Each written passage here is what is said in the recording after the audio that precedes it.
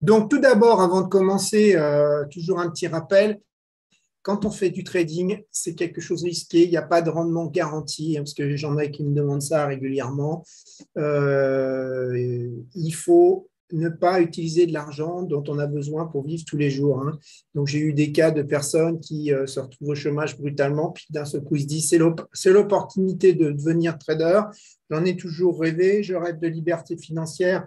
Non, non, on ne change pas brutalement, c'est un métier, ça s'apprend, hein. Donc, au début, le but, c'est d'apprendre, c'est pas de gagner des sommes monstrueuses. Donc, il ne faut pas qu'on en ait besoin pour vivre au départ. Il faut basculer progressivement.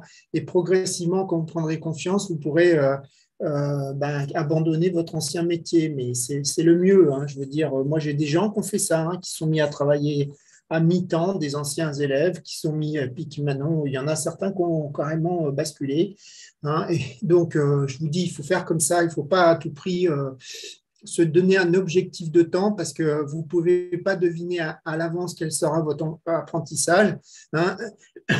Donc, le but, c'est d'abord apprendre, c'est pas d'abord gagner de l'argent. Voilà. Vous pouvez perdre plus que votre capital, hein. Donc, le capital, ben, il y a des cas rares, hein. Par exemple, abandon du floor en euro suisse, comme il y a eu en 2015. Donc, voilà, ne mettez pas tout votre argent dès le départ. Ça ne veut pas dire ne rien mettre du tout aussi, hein, parce que quand on met trop petit, le risque, c'est de mettre des leviers beaucoup trop forts. Ça, c'est pas mieux. Donc, ce soir, on va parler du conflit Russie-Ukraine, parce que comme tout trader, on doit professionnel, on doit se préoccuper de la géopolitique, parce que la géopolitique, ça impacte les flux de commerce, ça impacte les cours des actions, ça impacte les cours des devises. On doit comprendre ce qui se passe. Sinon, on est en retard. Donc, moi, j'arrête pas de dire ça dans les formations. Très, très souvent, on est tous en retard. Et il faut essayer de raccrocher constamment les wagons pour essayer d'être au minimum on time, je dirais, à temps. En tout cas, essayer d'être en avance, d'essayer d'établir des scénarios. Donc, on va en parler un peu ce soir.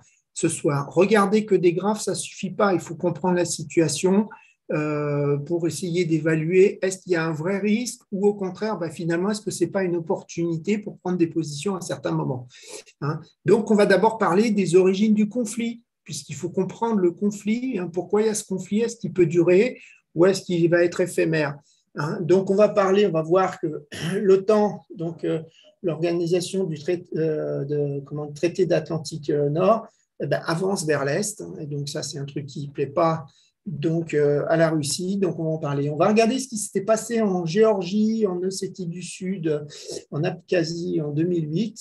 On va parler des sanctions actuelles, donc, et l'assistance à l'Ukraine. Qu'est-ce que promettent les différents protagonistes, hein, les différents membres de l'Alliance, hein, qu'est-ce qu'ils veulent faire pour aider voilà, qu'est-ce qu'ils veulent faire pour aider l'Ukraine. Alors, on va regarder la chronologie des faits récents.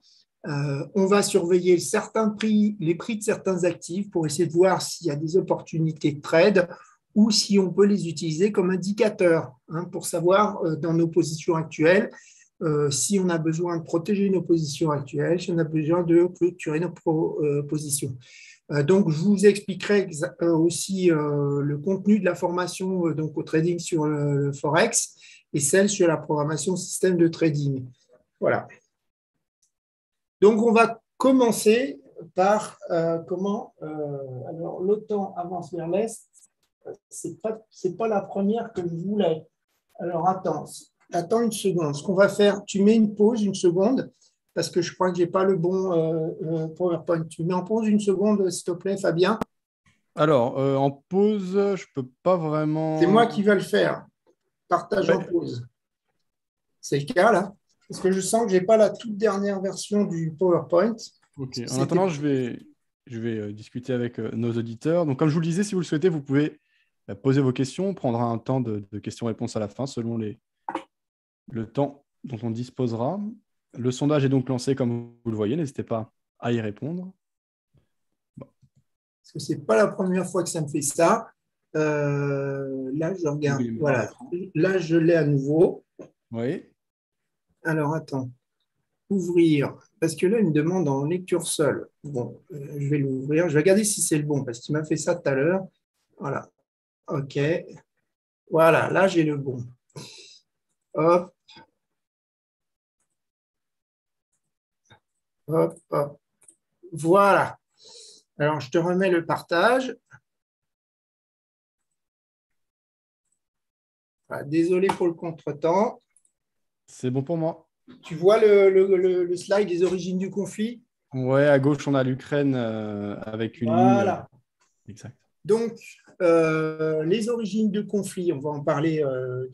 Pourquoi l'Ukraine est un sujet d'achoppement. Là, ce qu'on voit actuellement, donc je l'ai pris à gauche sur le Figaro, ils ont fait des belles cartographies. On voit que donc vous avez comment l'Ukraine qui est entourée, hein, on le voit. Là, vous voyez, vous avez les nouveaux déplacements des militaires russes. On voit qu'il y a des militaires partout, partout, partout, qu'elle est entourée, c'est-à-dire jusqu'à la frontière de la Pologne. Ils sont rentrés en Biélorussie récemment. On voit qu'ils sont dans le sud, ils sont dans la Crimée, ils ont rajouté. Ils sont dans des territoires qui sont contrôlés, la Transnistrie qui est contrôlée par les Russes. Hein. Et donc voilà, l'Ukraine est complètement entourée. Et puis là, on a les deux oblasts. Les oblasts, c'est les régions administratives qui sont contrôlées par les séparatistes pro-russes. Donc on les voit là à droite. Hein. Alors pas tout la région de Donetsk et de Luhansk, hein, mais c'est le Donbass, ça c'est l'est de l'Ukraine, donc qui est à moitié, enfin qui est toute une partie qui est sous registre, je dirais, administration pro-russe, alors qu'officiellement elle fait partie toujours de l'Ukraine. Qu'est-ce qui se passe? En fait, il faut comprendre que on parle de la Russie kievienne, donc ça date de très très longtemps, du 9e siècle. Hein. L'État de Kiev, il avait été fondé au 9e siècle par les Vikings sur la route commerciale entre la Scandinavie et Byzance. Il y a Poutine qui avait écrit un article en juillet 2001 qui était intitulé Sur l'unité historique des Russiens et des Ukrainiens. Donc c'est pas si vieux, hein, juillet. Et dans lequel il disait que les Russes et les Ukrainiens sont un seul peuple qui partagent une histoire commune et qui sont liés ensemble par la langue, des liens économiques et une croyance religieuse commune, la religion orthodoxe. Hein. Alors, il y a même le dissident Solzhenitsyn, hein, qui avait écrit un livre, Rebuilding Russia. Hein. Donc, il avait dit dans son livre que ensemble, on provient tous de la Kiev chérie, de laquelle la Russie a commencé, d'après une chronique de Nestor, je ne sais pas qui c'est Nestor. Alors en Lituanie, en Pologne, les Russes blancs, c'est-à-dire les Bélarusses, les petits Russes, c'est-à-dire les Ukrainiens, ont reconnu qu'ils étaient Russes et qu'ils avaient combattu contre la polonisation et le catholicisme. Donc, même son dissident russe reconnaît ça. Donc, il y a vraiment un fondement idéologique qui est centré à Kiev, donc entre la Biélorussie, la Russie et Kiev, l'Ukraine. Hein. Donc, alors, qu'est-ce qui s'est passé en fait? Il y a eu la région du Donbass, donc je vous dis, c'était pareil, c'était le cœur de la Russie pendant c'était le cœur de la Russie, donc historiquement, pendant l'ère soviétique. Il y a eu, en fait, qu'est-ce qui s'est passé à l'origine? La Crimée, par exemple, a été offerte par Nikita Khrouchtchev en 1954 à l'Ukraine. Et à cette époque, ça n'avait aucune importance puisque l'Ukraine faisait partie de l'URSS. Et après, quand on a eu, d'abord la RDA, la chute du mur, donc en 1989, hein, donc la RDA qui était soviétique, hein, qui est passée donc à l'ouest. Après, on a eu en 91 donc la chute de l'URSS, la fin de l'URSS et donc la naissance de la communauté des États indépendants, dont les ex-pays de l'Union soviétique. On a eu comment du coup, l'Ukraine s'est retrouvée avec la Crimée, alors qu'avant la Crimée, donc avant 1954, elle faisait partie de l'URSS. Alors en fait, ce qui se passe, c'est que Poutine il cherche à mater toute rébellion contre l'influence russe dans les pays de l'ex-CEI. Alors on a eu la Tchétchénie comme combat, donc on a eu en 2008 la Géorgie avec l'invasion par l'armée géorgienne de l'Ossétie du Sud et de l'Abkhazie, qui s'est soldée par un échec, donc en août 2008. Donc, comme je vous disais, on a eu l'invasion après de la Crimée en 2014 par Poutine. Il y a eu des sanctions. Finalement, ça n'a rien changé. Donc, l'Ukraine, maintenant, elle est complètement contrôlée. L'Ukraine, qu'est-ce que je dis? La Crimée, elle est complètement contrôlée par Poutine. Alors, c'était un point très, très névralgique parce que Sébastopol, donc, c'est le seul port russe qui est en eau chaude. Puisque du côté de Vladivostok, ou plutôt côté de Saint-Pétersbourg, en hiver, ça gèle et tous les navires, notamment les navires militaires, ils ont des problèmes d'avancer. Donc, Sébastopol, via la mer Noire, on accède à la mer Méditerranée et à l'océan Atlantique. Donc, d'un point de vue militaire, c'est un lieu stratégique hyper important. Il a, de plus, je ne me rappelle plus quand, donc il a relié donc, le bout de terre en Russie, ici, avec un pont. Maintenant, il y a un pont qui a été construit, je ne me rappelle plus quand. Il a vraiment, quelque part, cimenté le fait que maintenant la Crimée n'était plus, je dirais, ukrainienne. Donc, qu'est-ce qu'il y a? Il y a eu, alors on le voit, qu'est-ce qui fait constamment? Suppression des opposants. Il y a eu la tentative d'assassinat en Angleterre de l'agent double russe Skripal. Tout le monde a gueulé, tous les pays occidentaux ont gueulé, mais finalement, à part des sanctions, je dirais surtout sur les subalternes ou sur les entreprises russes, on va en parler plus tard. Je veux dire, la Russie est toujours là, et elle a beau être pénalisé, ça ne l'a pas tant pénalisé que ça. Il a essayé d'assassiner son opposant russe Navalny. On a vu dernièrement un soutien de l'armée russe contre les manifestations qu'il y a eu en Biélorussie, et avec Loukachenko, et après au Kazakhstan, donc là plus dernièrement. Donc on voit bien qu'il essaye à tout prix de contenir les velléités de début de démocratie dans certains pays. Donc voilà, il essaye, on sent qu'il essaye de garder l'empire russe, d'essayer d'éviter l'avancée qui est depuis, je dirais, 1949, depuis 89 surtout, inexorable de l'OTAN vers l'Est. Donc là, c'est ce qu'on voit dans ce graphe. Donc, on voit bien qu'après 1989, vous avez tous les pays baltes en haut, là, Estonie, Lettonie, Lituanie, Pologne, qui sont maintenant adhérents de l'OTAN. Et puis, il y a tous les autres pays qui sont dans lesquels 5, 6, 7, là, jusqu'à 14, dans lesquels il y a une mission de présence, c'est-à-dire qu'il y a des militaires, une présence des militaires qui est dans les pays baltes, qui a été rehaussée. Pourquoi? C'est suite au sommet de Varsovie en 2016, après l'invasion de la Crimée en 2014, puisqu'il y a eu un non-respect des accords de Minsk, notamment qui avaient été signés en 2015, qui demandaient la fin du conflit armé dans le Donbass après le renversement du président pro-russe qui était Yanukovych.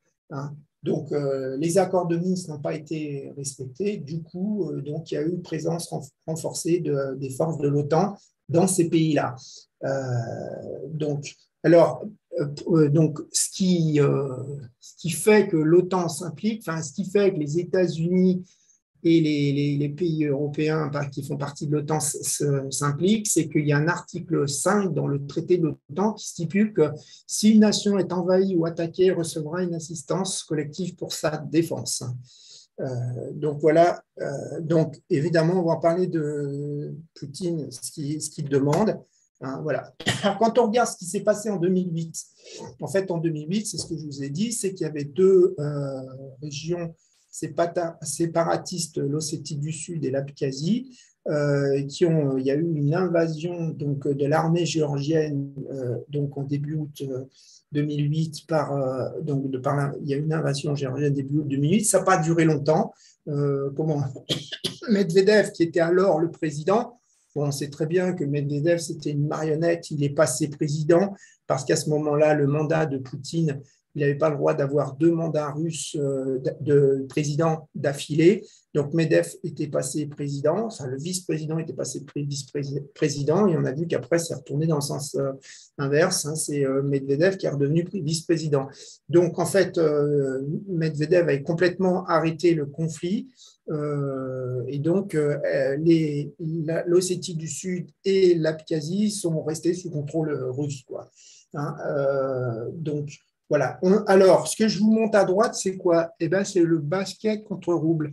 En fait, il y a beaucoup de pays qui surveillent leur monnaie, non pas contre une devise. Hein, c'est la Banque centrale russe ne surveille pas le rouble contre le dollar uniquement, mais contre un basket qui comprend donc du dollar et de l'euro. Et elle a des niveaux d'intervention. Donc, c'est ce que vous voyez. Il faut savoir que la Banque centrale russe, elle intervient très souvent sur donc, une paire de devises qui est un panier composé de dollars et de roubles. Et donc, on voit que là, si le basket monte, ça veut dire que le rouble baisse. Hein, c'est quand ça va mal. Donc, le conflit, il arrive là, hein, en Ossétie du Sud, l'invasion arrive là, et il s'arrête, je dirais, à peu près par là. Alors, toujours est-il, qu'est-ce qui s'est passé? Donc, on voit bien que le basket a été collé sur le niveau d'intervention. Donc, ça veut dire que là, la Banque centrale, eh ben, qu'est-ce qu'elle fait? Elle achète du rouble contre dollar, contre euro. Elle vend le dollar, elle vend l'euro, donc elle vend ses réserves diminuent. Donc, on va voir qu'à ce moment-là, elle a perdu beaucoup quand elle a fait ça. Donc, elle a tenu le plafond. Après, qu'est-ce qui se passe? Ici, on ne peut pas juger. On voit qu'elle a fait des bandes, c'est-à-dire qu'elle empêche que le rouble faiblisse trop ou se renforce trop. Hein, elle essaie de contenir donc, dans un corridor la valeur du rouble pour que les exportateurs, les importateurs n'aient pas trop de problèmes de variation de change. Là, c'est spécial hein, ce qui s'est passé ici. C'est quoi? Eh bien, à partir de septembre 2008, on a un deuxième problème qui arrive. Eh ben, c'est la faillite de Lehman. C'est une crise qui est mondiale. Donc là, elle a été obligée de lâcher. Donc, vous avez le basket rouble qui monte, ça veut dire que le rouble qui faiblit. Et là, elle remet des bandes d'intervention. Hein. Donc, vous voyez, là, c'était la banque hollandaise ING qui me l'avait donné à ce moment-là. Il y a des bandes officielles et en réalité, les banques commerciales, elles voient la banque centrale arriver à certains niveaux. Et donc, elle vous annonce que là, parce que là, il n'était pas officiel, le plancher apparemment. Et donc, il vous disait, ben, nous, on la voit venir. Et là, qu'est-ce qu'elle fait? Elle vend le rouble et puis elle achète le dollar, elle achète l'euro. Hein. Donc, voilà. Là, elle était intervenue à ce moment-là. Je suis en train de vous dire quoi? On va en parler après. Si vous regardez le rouble, il y a une banque centrale qui est très, très présente. Hein. La banque centrale russe, ce n'est pas la BCE, ce n'est pas, c'est pas la Fed. Donc, il faut en tenir compte. Hein. Ça va être important. Et on verra quel est, je dirais, l'état de santé de la Banque centrale russe actuellement. Hein. Donc, voilà. Qu'est-ce qui se passe? Là, oui, ce que je pourrais dire, c'est qu'on peut en parler un petit peu déjà, j'avais marqué dans mes notes, la Banque centrale russe, là, actuellement, elle a des réserves qui sont carrément un petit peu plus élevées, légèrement plus élevées qu'au début de l'attaque de l'Ossétie du Sud. Au début de l'attaque, elle avait 598 milliards de dollars. Maintenant, elle en a 634. Donc, ce n'est pas bien plus, mais on s'aperçoit de quelque chose, c'est que, bon, là, ça date de 2008, c'est loin. Mais je dirais, même avec la crise, avec l'invasion de la Crimée, ça ne s'est quand même pas très bien passé. Il faut comprendre que la première ligne de défense financière, je dirais d'attaque, entre guillemets, les fantassins en première ligne, c'est le rouble. Hein, dans les différents actifs qui sont impactés en Russie quand il y a un conflit. Donc, on voit que là, actuellement, elle a 634 milliards. Donc, finalement, la Banque centrale russe, d'un point de vue portefeuille, elle se porte bien. Je veux dire, c'est-à-dire que malgré notamment la Crimée en 2014, elle a largement reconstitué ses réserves. Donc, je veux dire, elle est en position favorable pour défendre le rouble. Hein. Alors, qu'est-ce qui se passe? En plus, ben ça, j'en parlerai oui, s'il y a un truc, c'est que je vais commencer à le dire tout de suite. Là, ce qui s'est passé depuis 2014, notamment, par exemple, il y a l'Allemagne qui a décidé d'arrêter son nucléaire, donc qui est devenue de plus en plus dépendante, puisque le charbon, c'est pareil, c'est polluant, donc elle est devenue de plus en plus dépendante. Par exemple, en hiver, chaque hiver, elle achète du courant à EDF. Donc, c'est assez paradoxal puisque 75% du courant à EDF est nucléaire. Et elle achète beaucoup de gaz et énormément de gaz russe. Et donc, du coup, l'Allemagne étant plus dépendante, je veux dire, il y a des flux entrants de dollars qui rentrent, qui sont payés par l'Allemagne, et pas que l'Allemagne, on va en parler après, à la Russie. Hein. Donc, puisque la Russie, la banque centrale s'est mélangée avec l'État. Je veux dire, on n'est pas dans une banque centrale indépendante. Hein, je veux dire, c'est Poutine qui nomme directement. Il n'y a pas de, c'est pas comme la Fed où il y a des nominations et puis il y a un vote par les sénateurs. Non, là, c'est lui qui décide. Quand ça ne lui plaît pas, il vire. C'est comme Erdogan. Donc, c'est des proches à la tête de la banque centrale. C'est des très, très proches de Poutine. Donc là, de toute façon, qu'est-ce qui s'est passé? Comme la Russie vend plus de gaz, de pétrole à l'Europe, la Russie, la Banque centrale n'a aucune difficulté à reconstituer ses réserves de change. Donc, c'est ce qui se passe actuellement. Hein. Alors, là, qu'est-ce qui se passe? La chronologie des faits récents. Fin octobre 2021, qu'est-ce qu'on a? On a des troupes militaires russes qui s'amassent à la frontière ukrainienne et ça commence à inquiéter l'OTAN. Hein. Le 17 décembre, c'est là que ça a commencé. La Russie établit une liste de conditions à l'OTAN. Il y avait 8 points.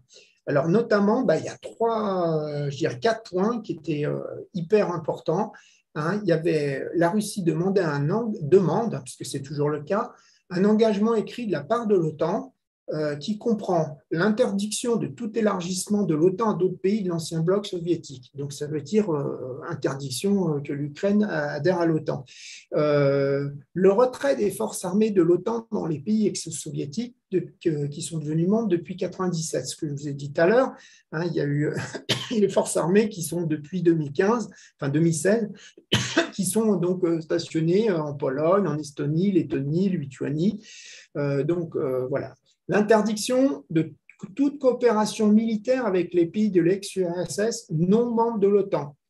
Donc, ça voudrait dire, par exemple, avec l'Ukraine. Elle veut aussi, la Russie, le retrait des armes nucléaires en Europe, carrément. Bon, voilà, on voit que la demande, elle est un petit peu, elle est irrecevable, quoi. D'un point de vue des membres de l'OTAN, elle est irrecevable. Hein. Le 23 décembre dernier, qu'est-ce qui se passe? Poutine, carrément, accuse l'OTAN de l'expansion continue vers l'Est et il juge cela inacceptable. Bon, ce n'est pas la première fois qu'il le disait. Le 14 janvier, c'est là que ça commence à chauffer. Qu'est-ce qui se passe? Il y a le ministère des Affaires étrangères russe, c'est M. Lavrov, qui exige une réponse rapide, une réponse écrite de l'OTAN et des USA. Donc là, entre-temps, on a le 26 janvier les diplomates américains qui sont autorisés à évacuer l'Ukraine avec leurs familles. Il y a le Royaume-Uni qui a fait pareil. L'Union européenne n'a pas suivi. Hein. Donc là, je n'ai pas regardé dernièrement, mais apparemment, ils n'ont pas suivi ça. Le 26 janvier, les USA et l'OTAN ont répondu par écrit et ils ont fait une fin de non-recevoir. Ils ont dit que chaque pays est souverain et donc a le droit de choisir ses amis. Donc voilà, donc l'Ukraine est souveraine dans ses décisions, hein, parce que sinon ça veut dire que voilà, si on décide pour elle, il n'y a plus de souverain. Voilà. Alors, qu'est-ce qui se passe? On a eu dernièrement, c'est la photo qu'on a. Non, ce n'est pas la photo. Déjà, Macron a eu la primeur de parler avec Poutine au téléphone, enfin la primeur parmi les Européens, parce qu'il y avait eu un discours assez vif avec Biden avant. Et donc, quand ils ont discuté le 28 janvier, Poutine avait bien dit à Macron que c'était des préoccupations fondamentales de la Russie. Puis à l'inverse, Macron lui a dit, il l'a exhorté à respecter la souveraineté des États. Hein. Qu'est-ce qui s'est passé en même temps? Eh ben, il y a eu des troupes russes qui sont rentrées en Biélorussie, c'est ce que je vous ai montré jusqu'aux frontières de la Pologne. Donc là, actuellement, c'est 140 000 hommes qui sont stationnés aux frontières de la Russie, de l'Ukraine, je veux dire. Hein. Donc là, dernièrement, on a eu l'envoi finalement de 3500 militaires américains. Alors, il y en a un partout. Il y en a tous sont en train d'envoyer. Par exemple, la Hollande, elle est en train d'envoyer dans les pays baltes 350. Alors, bon, il n'y en avait que 270. Bon, alors, ce qui fait un petit peu bizarre, c'est qu'on entend des chiffres qui sont relativement faibles de fantassins qui viennent des pays européens par rapport à ce qu'il y a amassé de l'autre côté de la frontière. Hein. J'ai vu tout à l'heure, c'était l'Italie, c'était 4 avions et je ne sais plus, 300 militaires, un truc comme ça. Bon, ça paraît un peu ridicule, je veux dire, en cas d'invasion. Donc là, Macron a rencontré Poutine au Kremlin, là, donc, le 7 février, hein, donc il y a 2 jours. Et qu'est-ce qui s'est passé? Bon, Poutine a quand même continué d'afficher une volonté de négocier, qui ne voulait pas le conflit armé.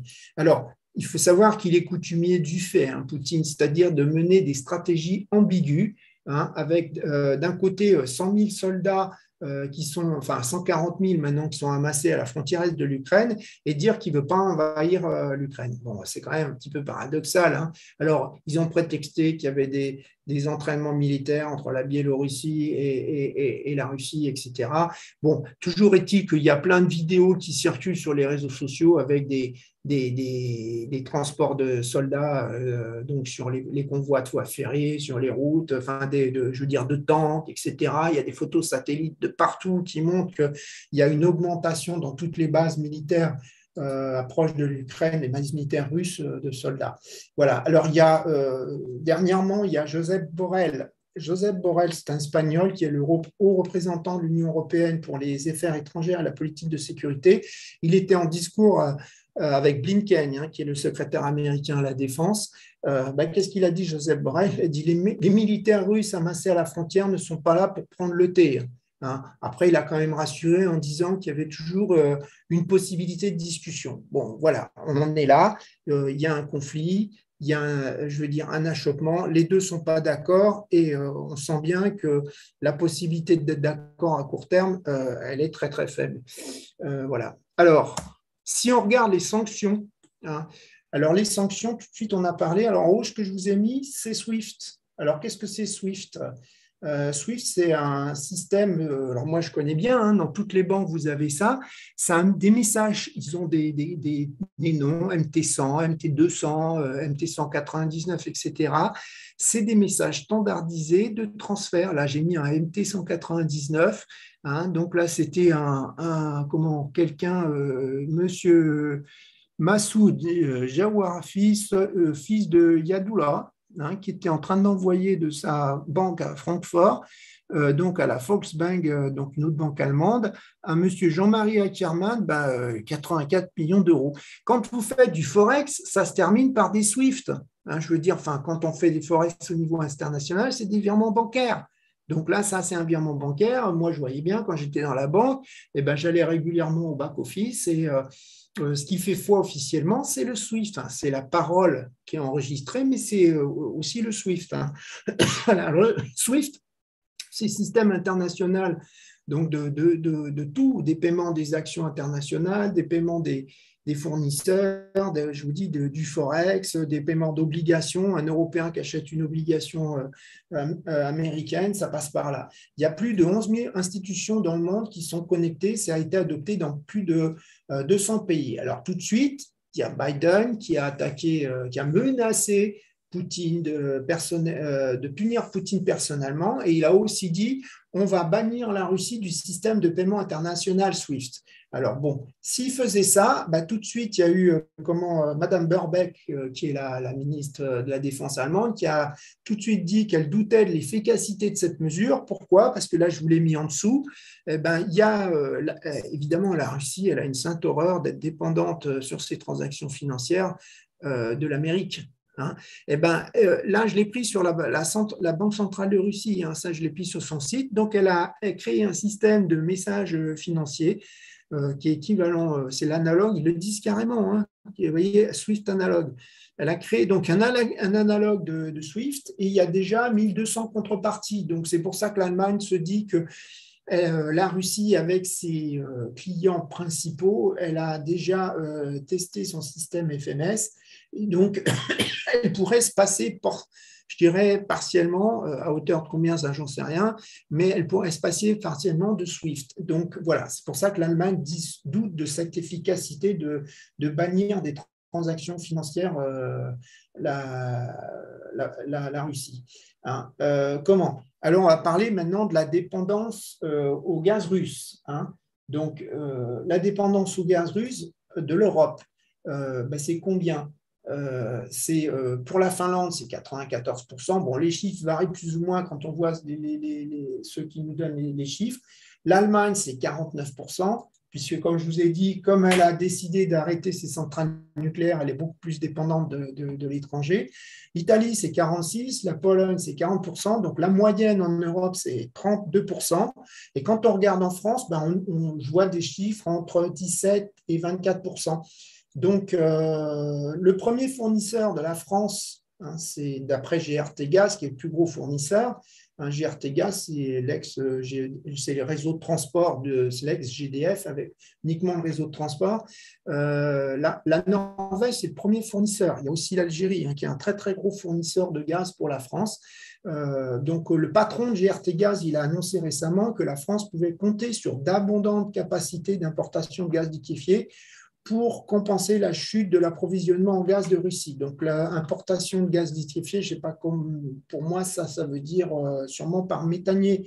Donc, ça, on va en parler après, mais on va voir que ce n'est pas si évident que ça. Alors, dans tous les cas, concernant, je dirais, la dépendance de l'Europe au gaz russe, ce qu'on constate, c'est que Poutine, il n'a jamais fermé les vannes. Alors, on voit aussi qu'il ne les a jamais non plus ouverts en plus grand. C'est-à-dire, quand on a eu un pic de l'énergie en octobre dernier, il ne l'a pas ouvert plus fort pour baisser la hausse des prix du gaz en Europe. Poutine sait très bien qu'en laissant ses clients dépendants, il peut plus ou moins les contrôler. Ça, il le sait. Et donc, c'est sûrement pour ça qu'il n'a pas ouvert en plus grand les vannes. Hein. Alors, tout de suite, on a parlé de bloquer Nord Stream 2. Donc, c'est évidemment les Russes aussi qui le disent. Hein. Bon, les Russes, pour eux, c'est un moins gros problème, hein, parce qu'ils ne sont pas impactés. Quelque part, peut-être qu'il y a des sociétés américaines qui sont impactées sur le projet Nord Stream 2. C'est évident que le plus gros impacté, ça sera la Russie, l'Allemagne, puisque c'est l'Allemagne qui, le projet, c'était ça. Alors, le gros avantage de Nord Stream 2 pour la Russie, c'est qu'on ne passe pas par les terres ukrainiennes. Donc, notamment, par exemple, on ne finance plus des droits de passage en Ukraine. Hein.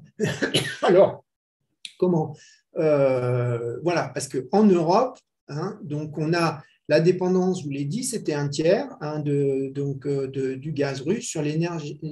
Sur l'énergie. Voilà. Alors, Nord Stream 2, c'est pareil. Madame Baerbock, elle a annoncé que ça faisait aussi partie des armes de négociation.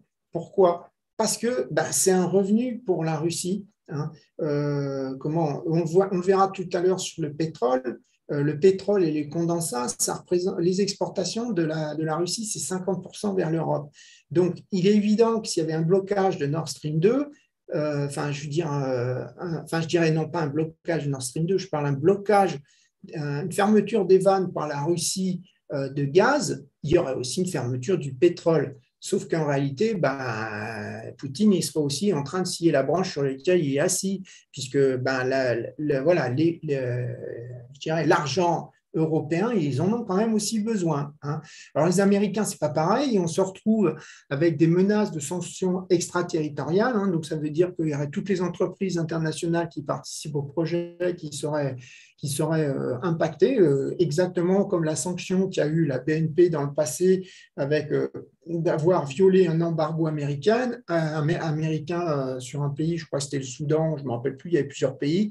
La BNP à l'époque avait payé 10 milliards. Alors c'était assez comique, enfin c'est assez scandaleux quelque part, parce que je dirais la BNP, c'est une entreprise européenne, et donc elle a subi des lois américaines qui ne sont pas sur son territoire. Mais elle n'a pas eu le choix, la BNP, puisque si jamais vous n'acceptez pas de payer, vous continuez de violer l'embargo américain, vous n'acceptez pas de payer la sanction que vous annonce le gouvernement américain, ben vous n'avez plus le droit d'opérer aux États-Unis. Et c'est évident que BNP est très impliqué. Ils sont même primary dealers sur les US T-bonds aux États-Unis, dont les T-notes. Donc c'est évident qu'il n'y avait pas photo entre faire quelques opérations avec un pays africain et puis des milliards d'opérations avec l'Amérique, donc ils ont payé l'amende gentiment.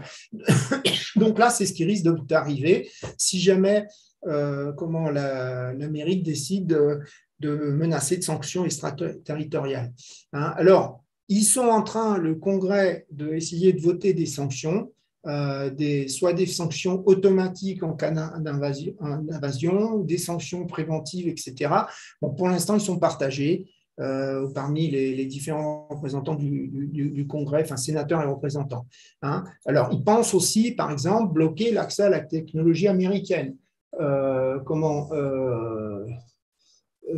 Qu'est-ce qui se passe? Est-ce que c'est vraiment un problème? On voit que Poutine risque de se retourner vers son voisin chinois, Xi, hein, à qui il a rendu la politesse récemment, puisque Xi était venu en personne lors des Jeux de Sochi à l'ouverture. Là, c'est ce qui s'est passé. Poutine lui a serré la main. Donc voilà, il essaye de faire un front un peu commun avec la Russie, avec la Chine contre l'Occident. Enfin, c'est pareil, la Chine a besoin. Il ne faut pas oublier que la parité de change euro-yuan est plus importante pour la Chine que le dollar-yuan. Alors, il y a d'autres sanctions qui sont plus soft, telles que l'affichage public des actifs de Poutine. Ça me fait penser à Navalny, qui avait montré une résidence d'été de Poutine, qui était un château impressionnant. Hein. Voilà. Alors, concernant l'Europe, pour les sanctions, c'est beaucoup moins clair parce qu'il faut atteindre un consensus parmi les 27 pays. Et ils ont tous des intérêts divergents. On va le voir dans l'assistance que font les pays à l'Ukraine. En plus, ça doit être ratifié par les parlements. Enfin, voilà, c'est le problème, c'est que ça risque de traîner. Voilà. Les Européens sont connus, je dirais, pour essayer d'obtenir un compromis win-win, hein, mais en géopolitique, ça n'existe pas. Hein. C'est exactement ce qu'il y a eu au début avec les premiers vaccins Pfizer. Vous avez les Européens qui ont essayé de négocier avec Pfizer, etc. Les anglo-saxons, à savoir les Anglais, ils sont très, très pragmatiques, ils ont payé le prix. C'est pour ça que les Anglais, ils ont eu le vaccin en premier. Ils ont payé nettement plus fort, puisque, en réalité, la position de force, c'était Pfizer. Bon, là, c'est un peu pareil. En géopolitique, les compromis win-win, hein. Alors, l'assistance, donc, vous l'avez vu, c'est ce que je dis, ils amènent des troupes. Alors, il y a certains pays. L'Union européenne, elle a déclaré elle a annoncé qu'elle va supporter, elle propose un fonds d'1,3 milliard d'euros. On a l'Allemagne, elle a le cul entre deux chaises, alors elle s'engage à fournir des casques aux soldats ukrainiens. Le Canada, c'est pareil, ils envoient des moyens de défense non létale. Bon, voilà, on est là-dedans. Alors, les positions des camps, c'est ce que je vous ai dit, les deux camps sont complètement irréconciliables actuellement. Hein. Les sanctions, du coup, de toute façon, comme je vous dis, elles risquent de ne pas avoir d'impact dramatique. Hein. Voilà. Surtout que là, on va en parler plus tard, la Russie est dans une position beaucoup plus forte que lors de l'invasion de la Crimée. Hein. Alors, on commence à parler d'une invasion éventuelle de la Crimée. Alors, l'armée ukrainienne est plus forte qu'avant, mais on voit bien qu'elle n'arrive pas à récupérer le Donbass et encore moins la Crimée. Bon, puis comme je vous disais tout à l'heure, avec l'ajout du peu de militaires que l'OTAN est en train de fournir, on a du mal à voir comment il pourrait contenir un bataillon d'hommes de 140 000 hommes. Hein. Alors, est-ce que Poutine fait du bluff et demande plus pour obtenir ce qu'il veut? Ça, c'est possible. Hein. Comme je vous ai dit, on voit bien que pour l'instant, le gaz arrive.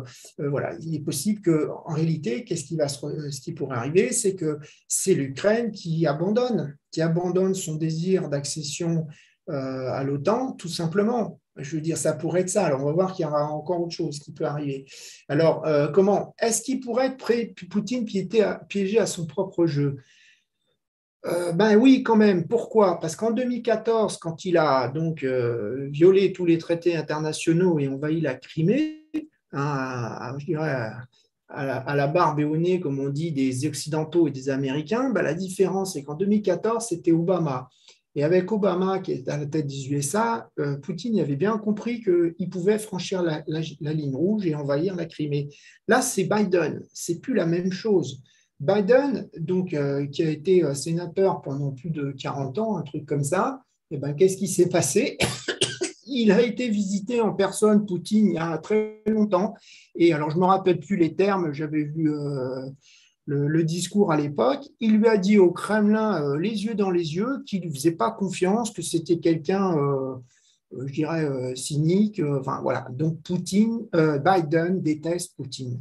Et on le voit bien, ils ont une attitude assez agressive envers la Russie. Hein. Donc, Biden n'est pas Obama. Donc, ça, je veux dire, Biden risque de faire des représailles plus fortes qu'Obama. Comment? Alors, pourquoi ça arrive maintenant? Eh ben, parce que déjà, suite au Covid, qu'est-ce qui s'est passé? On l'a bien vu en octobre dernier. Les prix du gaz ont flambé. Pourquoi? Parce qu'en fait, qu'est-ce qui s'est passé? Les réserves de gaz ont été plus faibles suite au Covid. Hein, donc, et puis après que la reprise a été beaucoup plus rapide que prévu dans tous les pays. Donc, je dirais, tous les organismes stockeurs de gaz se sont fait surprendre. Donc, Poutine sait très bien que si les réserves sont plus bas, je sais que les réserves maxi de la France, c'est 17%. On a le gaz de lac, on a plein d'endroits de stockage en France. Et donc, il sait que les réserves en Europe sont plus bas, donc on est plus dépendant de lui. Alors, il sert aussi à profiter du fait que les USA et puis aussi l'OTAN, au passage, se sont fait ridiculiser lors du retrait en catastrophe avec l'arrivée des talibans en Afghanistan à Kaboul hein, en août 2021. Donc ça, il veut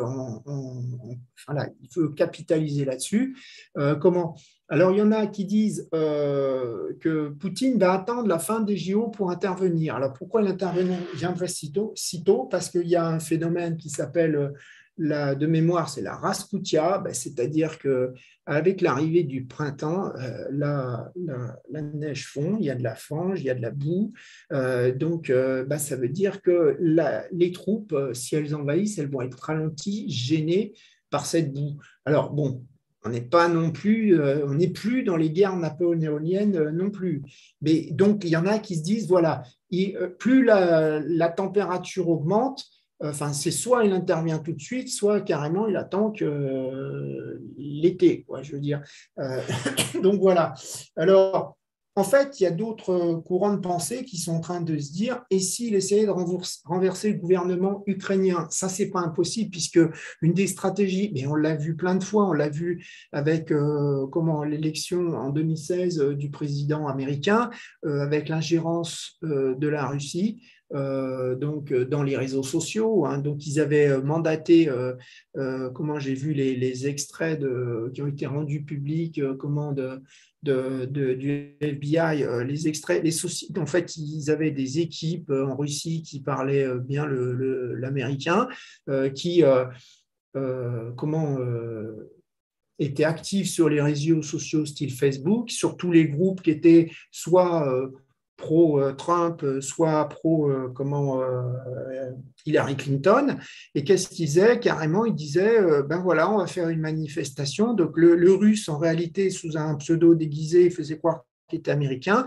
Et il trouvait un gars qui était bien partisan pro-Trump ou pro-Hillary, il disait, ben voilà, regarde, on va louer un camion, je finance tout, on va louer une cage, et puis tu vois, je te loue un costume de prisonnier, et puis tu te déguises en Hillary Clinton, en prisonnier dans la cage, et tu manifestes. Donc en fait, les Russes ont fait des manifestations pro-Trump et des manifestations pro-Clinton, pour faire pour faire le bordel quoi, dans les élections. On sait très bien qu'il y a eu aussi une ingérence dans les élections présidentielles. Donc, donc, il y a 5 ans. Donc, voilà, l'activité, la cyberattaque, comme on pourrait dire, elle est très, très forte en Russie. Et on pourrait penser qu'ils essayent d'impacter les réseaux sociaux ukrainiens, je dirais, et essayer de provoquer une guerre civile et un renversement du gouvernement ukrainien. Ça, ce serait une solution qui serait très probable. Hein. Faut pas l'oublier. Donc, voilà. Après, on va parler, avant de passer sur les différents actifs, on va regarder, voilà, on va parler des formations sur le Forex. Donc, vous voyez, je regarde ce qui se passe, on va sur les conflits, il faut toujours aller dans les détails. Le diable est dans les détails. Alors, évidemment, je ne suis pas un spécialiste, c'est pareil avec le Covid, je ne suis pas spécialiste, donc on essaye de se renseigner le plus possible, mais de toute façon, il n'y a quasiment aucun financier qui est spécialiste par exemple, dans géopolitique, etc. Donc, mais il faut essayer de comprendre ce qui se passe pour savoir si vous prenez des positions, dans quoi vous vous embarquez. Les bases, c'est hyper important. Hein, donc, c'est pas uniquement regarder des graphes, le trading. Si c'était ça, je vois pas pourquoi il y a des gens qui feraient des masters en trading. Qu'est-ce qu'ils apprennent pendant ces années? Ils apprennent plein de choses. Donc, bon, après, le mieux, c'est évidemment de travailler en salle des marchés, parce que là, on voit vraiment ce qui se passe. Donc, moi, je vais vous expliquer, par exemple, certaines techniques de spéculation des hedge funds, des fonds souverains, des mutual funds, parce qu'il y a des choses pour lesquelles ils sont obligés. Par exemple, des événements comptables. Puisqu'un hedge fund, lui, il a aussi une comptabilité comme une entreprise. Hein. Le hedge fund, il fait des gains ou il fait des pertes, c'est comptable. Donc, il a des impositions, il a des hedges à faire ou il a du change à faire à cause de problèmes comptables. Donc moi, je l'avais régulièrement quand j'étais en salle des marchés en banque ou quand j'étais à EDF, j'avais des impositions, des ordres à faire. Et donc, ces moments-là, c'est des moments particuliers pour lesquels on peut profiter de faire un trade. Quand on sait ce qu'un gros est obligé de faire, eh ben, voilà, on sait qu'il va faire un montant massif et là, on va pouvoir trader. En fait, on va essayer de trouver des situations dans lesquelles on sait ce qui se passe et quand on ne sait pas ce qui se passe, on ne trade pas. Ça, c'est une des erreurs des débutants. Ils veulent tous trader comme des fous tout le temps. Au bout d'un moment, ça se termine en scalping parce qu'en fait, ils ne comprennent pas. Ils ont l'impression, parce qu'ils sont tellement avec l'effet de levier,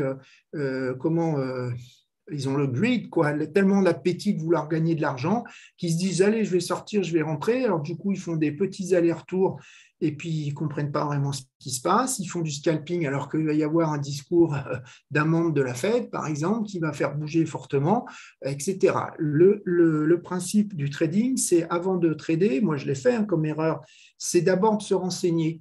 Ce n'est pas parce qu'il y a un support qu'il faut acheter. On se renseigne d'abord, on voit qu'en a une technique, il y a un support, d'accord, mais on essaie de deviner s'il est solide avec tout le reste, avec le contexte. Donc moi, je vais vous apprendre certains flux que vous ne connaissez pas. Tout à l'heure, je vous ai parlé de la Banque centrale russe, elle intervient sur l'eurodoll. Donc si jamais ça s'aggravait, il va y avoir des flux sur l'eurodoll de elle, mais pas que de elle. Et donc, il faut savoir ce qui se passe. Hein, parce que si vous traitez l'eurodoll, si vous traitez le câble, ça va influencer indirectement toutes les paires. Et je dis bien elle, je ne suis pas en train de vous parler d'achat de valeur refuge ou etc. Je parle de la Banque centrale russe elle-même. C'est 600, on l'a vu tout à l'heure, 634 milliards de dollars. Quand elle fait un truc, ce n'est pas pour 100 millions. Donc, ça vous impacte vraiment le Forex. Comment? Donc, moi, je vous expliquerai tout ça, comment ça se passe. On va s'aider de la recherche des banques, la recherche institutionnelle, parce que la recherche institutionnelle, c'est aussi bien pour la journée, c'est aussi bien pour ce qui va se passer. Par exemple, qu'est-ce qui va se passer demain? Vous avez un chiffre, l'inflation US. Qu'est-ce qui va se passer? Comment il pourrait... quels sont les différents scénarios? Parce que c'est pareil, on fait différents scénarios. On ne fait pas un seul scénario. Hein. Ce n'est pas j'achète le Bitcoin parce que c'est l'avenir. Hein. Vous achetez parce qu'il y a plein d'éléments et puis on n'est pas là, comme c'est l'avenir, je ne mets pas de stop et je le garde 100 000 ans. Non, vous réfléchissez et puis dans la vie, il peut y avoir à un moment toutes les raisons possibles, vous avez raison d'acheter et à un moment, le vent tourne et puis des fois, il faut savoir clôturer parce que le vent tourne. Et donc, alors que vous aviez tout à fait raison au départ, il faut continuer à surveiller votre position, etc. Alors, tout ça, moi, je vais vous expliquer. Je demande aux gens d'être de plus en plus, au début, la première tiers de la formation, je leur explique plein de choses et de plus en plus, je leur dis d'être présents, de faire que toutes les sessions, ils sont prêts pour trader sans moi, c'est-à-dire que voir s'ils ont les bons raisonnements, s'ils sont bien au courant de toute la situation, par exemple, comme je vous dis, celle actuellement du conflit Russie-Ukraine, c'est-à-dire comment les gérants de fonds l'anticipent, et là, comment on fait? On s'aide de la recherche des banques. La recherche des banques vont vous dire, voilà comment ils voient les choses, et tous les gérants de fonds, que ce soit de hedge funds, etc., ils s'appuient sur la recherche des banques pour prendre leurs décisions. Hein. Alors, les banques peuvent toutes se planter à des moments. C'est ce qui s'est passé vendredi dernier avec les NFP. Elles peuvent toutes se planter, sinon elles seraient toutes milliardaires. Donc, mais ça veut dire que tous les gérants de fonds se basent là-dessus. Donc, moi, je vais vous aider, vous montrer des trades intraday et des trades à un peu plus long terme. Et dès qu'on va faire du plus long terme, on va faire des trades en options. Parce que les options, c'est une très, très grande sécurité. Et donc, ça vous permet, c'est moins chronophage, ça vous permet de jouer des tendances. Là, par exemple, c'est le cas avec ce qui se passe avec l'Ukraine. Vous ne pouvez pas savoir, vous n'êtes pas maître du timing, vous n'êtes pas dans la tête de Poutine, vous n'êtes pas dans la tête de Biden. Donc, vous faites des scénarios, vous prenez une position pour le scénario qui vous paraît le plus probable, mais vous êtes prêt à inverser complètement vos positions au cas où finalement c'est un autre scénario qui se déroule. Hein. Donc c'est pareil, on est amoureux d'une position, non. On est amoureux d'une tendance, non. Hein. On pense que c'est un scénario le plus probable, mais il faut savoir complètement clôturer sa position dès qu'il y a des vents contraires et pas faire non, non, c'est bon, pas vendu, pas perdu. Hein. Non, il faut savoir être réactif. Un bon trader, c'est celui qui gère ses pertes, ce n'est pas celui qui gère ses gains. Hein, parce que quand on gagne, on est à l'aise. C'est quand on perd qu'on n'est pas à l'aise. Hein. Donc tout ça, je vous en parle dans la formation. C'est que des formations individuelles. Donc, il y a une possibilité de crédit d'impôt de 50%. Hein, donc, ça, j'explique, c'est ceux qui sont sur le territoire français uniquement. Donc, ça dure à peu près 6 mois. Hein, donc, vous avez des cours particuliers. Donc, je tiens compte de votre expérience. Hein. Donc, on continue. Alors, les prix du gaz, le truc naturel tout de suite, puisque c'est un problème de gaz. Moi, je l'ai vu tout de suite. Il y a un gérant canadien qui m'a appelé, qui m'a demandé un conf call.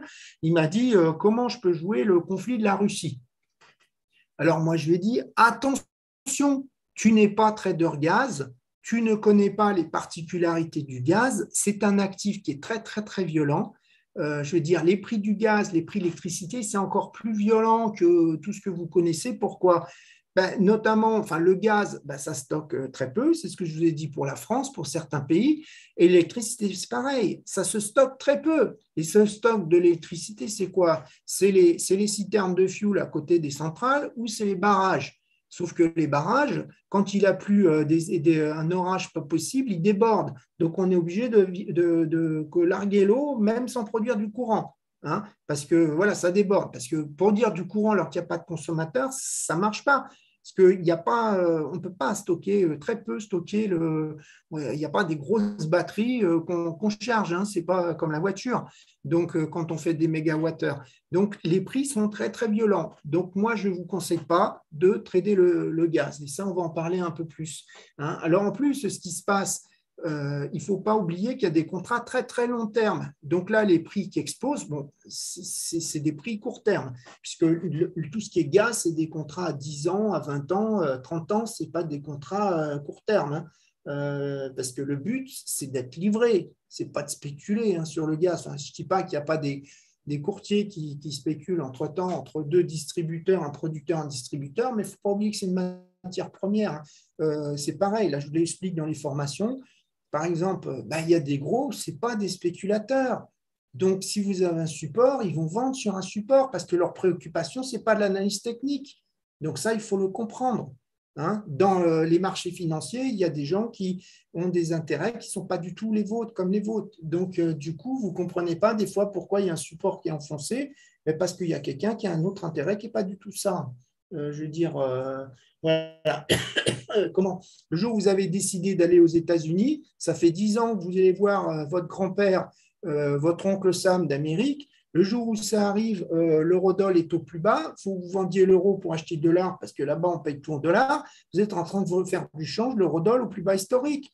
Et ben, au bout d'un moment, vous en foutez parce que vos raisonnements, c'est non, je vais voir l'oncle Sam. Donc là, c'est pareil dans tous les différents intervenants et encore plus dans les commodities. Donc, comment?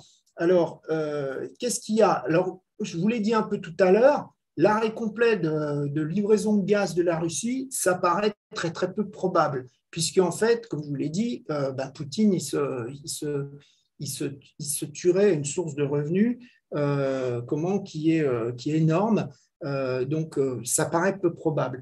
S'il le faisait, ça serait aussi évidemment un problème pour l'Europe, parce que s'il y a une livraison qui se fait par méthanier, en fait, ça ferait un maximum, d'après ce que je vois dans les études des banques, on n'aurait que 2/3 des contrats qui seraient, satisfaits. Il y aurait donc un tiers du gaz qui manquerait, donc ça donnerait des ruptures temporaires dans des usines, par exemple en Allemagne, etc. Et donc, on va en parler, mais ça risque de générer de l'inflation. Je veux dire, ça générerait de l'inflation, c'est clair, puisqu'il y aurait des problèmes de production, tout simplement. Alors, comment? Il ne faut pas oublier que ce risque d'arrêt de gaz, alors après, il peut très bien diminuer, pas forcément arrêter. Même s'il faisait un arrêt de livraison du gaz, ça pourrait être temporaire, juste un jour, par exemple, pour juste choquer les esprits, pour dire attention, je peux aller plus loin. Et comme ça, l'impact financier pour lui, il n'est pas énorme. Il ne faut pas oublier que voilà, il n'est pas obligé d'arrêter définitivement, fermer la vanne complètement tout le temps. Donc, il pourrait arriver à ce genre de situation pour forcer encore un petit peu plus. Donc là, les prix du gaz, donc, ils sont surtout cotés aux Pays-Bas, donc sur TTF. Il serait largement au-dessus de 200 dollars par British Thermal, enfin 200 €, je dirais plutôt en mégawattheure. Si on parle en mégawattheure, il pourrait exploser très, très, très vite. Mais comme je vous ai dit, ça me paraît très, très peu probable. Bon, c'est sûr que les cours du pétrole, ils suivraient, voilà. Donc, ça pourrait être très probable, mais très momentané s'il le faisait. Voilà. Après, il ne faut pas oublier un autre truc, c'est que plus on avance dans le printemps, moins on a besoin de gaz. Moins on a besoin, on consomme moins, il y a moins de chauffage. Donc, cette force qu'a Poutine va diminuer avec l'arrivée du printemps. Voilà. Donc, dans tous les cas, s'il crée, sans parler de rupture, mais s'il crée constamment un suspense, une ambiguïté comme il est en train de faire, il risque de l'avoir l'inflation. Si les prix du pétrole restent élevés, le risque, c'est quoi? C'est qu'aux États-Unis, les prix à la pompe soient élevés. Et les consommateurs, on l'avait vu dans les chiffres, l'indice de confiance des sous-consommateurs américains, les consommateurs américains sont très sensibles au prix du pétrole à la pompe, donc ça pourrait jouer sur leur consommation. Il ne faut pas oublier qu'on va arriver dans ce qu'on appelle la driving season. Donc indirectement, ça pourrait aussi se transporter aux États-Unis avec de la mauvaise inflation, puisque l'inflation sur le pétrole, c'est une inflation par l'offre, ce n'est pas de la bonne inflation. Donc, je vous redis, ça peut être très, très violent, ça peut être très temporaire. Si jamais il fermait les gaz, qui diminuait les vannes ou qui fermait les vannes temporairement, donc il ne faut pas oublier que ça peut partir très, très violemment à la hausse, ça peut repasser très, très violemment à la baisse, sans parler d'invasion, sans parler d'invasion de l'Ukraine. Donc, moi, je vous dis attention, ce n'est pas un marché que vous connaissez. Bon, le TTF, de toute façon, vous ne pourrez pas trader, donc je ne vous conseille pas de le faire. mais vous pouvez l'utiliser comme indicateur de tension en n'oubliant pas ce que je viens de vous dire, c'est que ça peut être très, très temporaire. Si vous regardez le gaz à Henry Hub, ben, vous voyez que le gaz à Henry Hub, avec les pics qu'on a eu en octobre, etc., lui, il n'a pas vraiment bougé. Bon, ce n'était pas dû à la Russie, c'était dû à des problèmes de stockage. Hein. Ce n'était pas la même chose. Donc, Henry Hub, enfin, le gaz américain n'est pas vraiment un bon indicateur à court terme. La Corée, et là, vous voyez, le LNG au Japon, la Corée, les plus, parce qu'ils sont plus dépendants du gaz russe, ils sont beaucoup plus dépendants, ils importent beaucoup de gaz russe. Donc, c'est pour ça qu'ils l'ont beaucoup plus. Hein. La Chine aussi est importatrice de gaz, mais actuellement, ses stocks sont en surplus. Puis de toute façon, Poutine, il essaye d'avoir Xi comme allié. Donc ça, ce n'est pas un truc qui est un indicateur. Donc voilà, les prix du gaz, ça peut être qu'un indicateur. C'est comme ça, à mon avis, qu'il faut le prendre. Si on regarde le rouble, alors là, je vous ai fait quoi comme graphe? J'ai mis les réserves de la Banque centrale russe en orange et j'ai mis le pétrole. Hein, le cours du pétrole avec le plus haut 145,30 en juillet 2008. Et on voit bien tout de suite que les réserves de la Banque centrale, elles montent énormément avec les cours du pétrole. Hein, et elles baissent aussi. Qu'est-ce qu'on voit dernièrement? Que la corrélation entre le stock de réserves de la Banque centrale et le pétrole a diminué, puisque la crise, je veux dire, la chute du pétrole suite au Covid, on ne la voit pas. Donc déjà, on sent que les réserves, elle est beaucoup plus résiliente, je veux dire, à une chute des cours du pétrole. Hein. Ce qu'on voit, c'est ce que je vous disais tout à l'heure, c'est que le niveau, là, il était, je ne me rappelle plus le chiffre, il était à 598 milliards, et là, on est à 634 milliards. Bon, c'est à peu près le même, mais elle a moins de problèmes, la Banque centrale russe, elle a plus de capacité pour combattre une attaque du rouble. Hein. Donc, c'est pour ça que je vous dis, attention, le dollar-rouble n'est pas forcément un super indicateur du risque, parce qu'elle est hyper présente. En plus, si vous vouliez faire du dollar-rouble, moi, je me rappelle, là, dernièrement, quand il y a eu des problèmes en Turquie, il y a un courtier, vous calculiez le spread dollar-lire turc, pour 100 000 $ Turquie, il vous coûtait 500 €. Il est évident que vous coûtiez va vous faire un spread, ça sera un boulevard. Donc, vous allez vous payer ça, mais comment? Vous allez le regretter. Rien que le fait d'ouvrir votre position à la fermer, ça va vous coûter, voilà, je vous dis, sur le dollar turc, j'étais choqué. 100 000 $ turcs, 100 000, c'est pas beaucoup, 100 000 $ dans l'absolu en position. Si vous avez 10 000 $ dans votre compte, c'est un levier 10. Bon, c'est pas énorme, n'importe qui particulier peut le faire. Eh bien, vous aviez un spread qui coûtait 500 €. Hein. Les spreads, ça se calcule. C'est le spread de l'eurodoll, le spread du dollar yen, le spread de tout ce que vous voulez, c'est pas les mêmes valeurs. Il faut les calculer. Hein, il faut savoir les calculer. Vous êtes trader forex, vous devez savoir les calculer. Et dans votre devise. Hein. Donc voilà. Donc ce qui se passe, c'est qu'il ne faut pas oublier que là, dans la chute, hein, parce que là, je dirais l'attaque en Ossétie du Sud, elle est là. Elle est en août 2008. Vous voyez, alors comme il y a la hausse du pétrole, on ne la voit pas vraiment. En fait, la baisse des réserves de la Russie, elle est surtout due à la baisse du pétrole à cette époque. Enfin, ce n'est pas la baisse du pétrole, la faillite de Lehman. C'est surtout la faillite de Lehman qui fait que le pétrole a baissé et que le rouble a été attaqué. Hein. Donc, elle avait quand même perdu 382 milliards à fin février 2009. Donc, c'est quand même énorme, mais ce n'était pas dû à l'Ossétie, puisque l'Ossétie, on voit, c'est juste avant et les réserves ne baissent pas. Hein. Donc, le rouble sera un mauvais indicateur. C'est ça qui vous dire. Il peut bouger, elle va le laisser un peu bouger, mais au bout d'un moment, elle va intervenir. Hein. Donc, donc, voilà. Hein. Qu'est-ce que je veux dire aussi? Alors, je regarde la suite. Là, je vous ai mis en plus court. Hein. Donc, c'est le dollar rouble.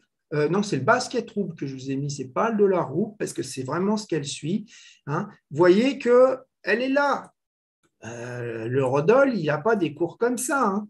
Donc, vous êtes dans un cours qui est complètement contrôlé. Donc, même si votre courtier vous propose le dollar rouble, vous pouvez trader des contrats futurs hein, sur le CMI du dollar rouble. Je ne vous conseille pas, il n'y a pas du tout de volume. Hein. Donc, voilà, c'est complètement contrôlé. Donc, je vous dis, ça sera un indicateur quelque part parce qu'il va être attaqué tout de suite. Mais moi, je n'irai pas dedans parce que le spread va exploser, parce que les courtiers vont se protéger, hein, évidemment. Et puis parce que la Banque centrale va intervenir, vous allez avoir des retours de bâton qui vous allez vous faire déchirer. Hein.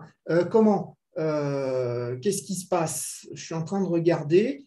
Bon, avec le temps, il y a quand même la paire qui peut bouger, mais à court terme, ça va être violent dans un sens et dans l'autre. Hein.